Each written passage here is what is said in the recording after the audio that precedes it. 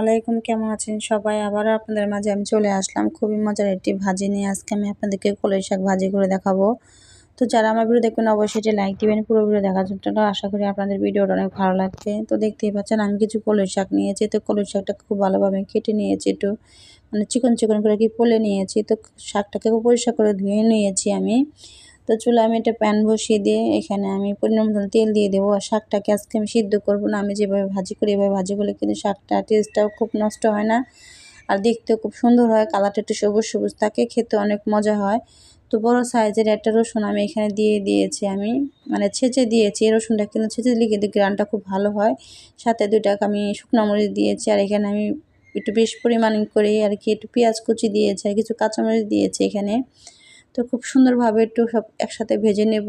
রসুনটা কিন্তু আগে একটু ভেজে নিয়েছি আমি, দেখতেই পাচ্ছি এটা লাল লাল করে। তারপরে কিন্তু পেঁয়াজগুলো দিয়েছি। রসুনটা একটু আগে ভাজা দিলে কিন্তু গ্রানটা খুব ভালো হয়। তো খুব ভালোভাবে একটু ভাজা হয়ে গেছে আমার। এখন আমি এখানে শাকগুলো দিয়ে দিব। তো আমি তো বাসায় এইভাবেই শাকটা ভাজি করি, এইভাবে কিন্তু ভাজিটা করলে অনেক ভালো লাগে। তো আপনারা কে কীভাবে ভাজি করেন অবশ্যই কিন্তু কমেন্টসের মাধ্যমে আমাকে জানিয়ে দিবেন।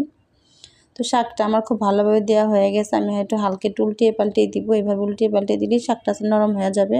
তো ভালোভাবে একটু উল্টিয়ে পাল্টিয়ে দিয়ে আমি এখানে পরিমাণ মতন লবণ দিয়ে দিলাম, আর কি স্বাদ মতন লবণ।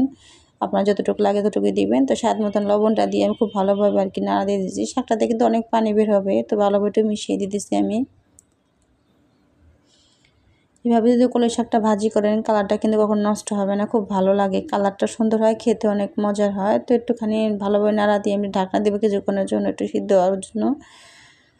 তো কিছুক্ষণ আমি সিদ্ধ করতে দিয়েছিলাম। তো ঢাকনাটা আমি উঠিয়ে ফেললাম। তো দেখতেই পাচ্ছেন আমার শাকটা কিন্তু অনেকটাই সিদ্ধ হয়ে গেছে। শাকে কিন্তু অনেক পানিও বের হয়েছে। এই শাকে কিন্তু এই পানিটাই কিন্তু খুব ভালোভাবে আমার শাকটা আর কি সিদ্ধ হয়ে যাবে।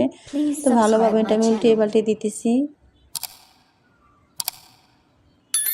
তো আমি তো এইভাবেই কলই শাক ভাজি করে, এইভাবে ভাজি করলে কিন্তু অনেক ভালো লাগে। তো দেখতেই পাচ্ছেন আমার কিন্তু কলই শাকটা কিন্তু অনেকটাই পানি বের হয়েছে। আমি একটু ছড়িয়ে দিয়েছি যে মাঝখানে যে পানিটা বের হবে, পানিটা যেন তার থেকে শুকিয়ে যায়। বেশি মানে চুলার মধ্যে বেশিক্ষণ রাখলে কিন্তু শাকটার কালারটা নষ্ট হয়ে যায়, ভালো লাগে না।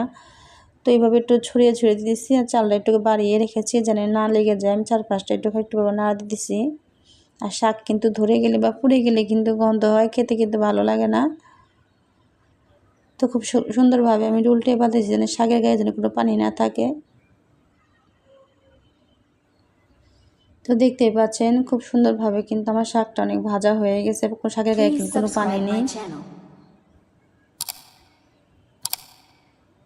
এখন শাকটাকে আমি নামিয়ে নিব একটা বাটির ভিতরে। তো দেখতেই পাচ্ছেন কত সুন্দর কালার আসছে, আর খেতে যে এত মজার ছিল। তো আপনারা কে কীভাবে ভাজি করেন অবশ্যই জানাবেন।